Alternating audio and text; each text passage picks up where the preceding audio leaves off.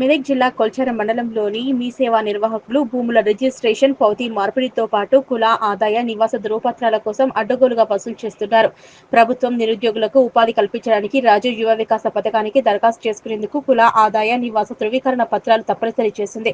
దీంతో మీ సేవా నిర్వాహకులు ఒక్కో సర్టిఫికెట్ కు ₹45 చొప్పున వసూలు చేయాల్సి ఉండగా ₹200 నుంచి ₹300 వరకు వసూలు చేస్తున్నట్లు ఆరోపణలు వస్తున్నాయి.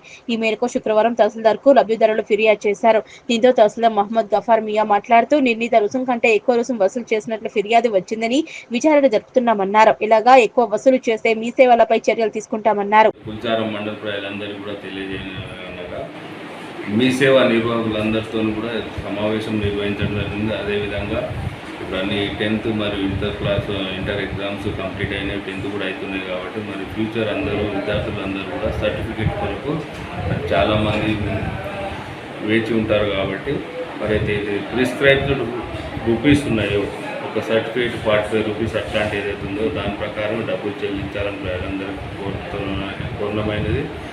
అదేవిధంగా సర్టిఫికేట్ అప్లోడ్ చేసేటప్పుడు వెదర్ మొత్తం కరెక్ట్ ఉన్నదా లేదా అన్నది కూడా అప్లోడ్ చేసిన తర్వాత వెరిఫై చేసుకున్న తర్వాతనే అప్లోడ్ చేయాలని కూడా విన్నవిస్తున్నాం.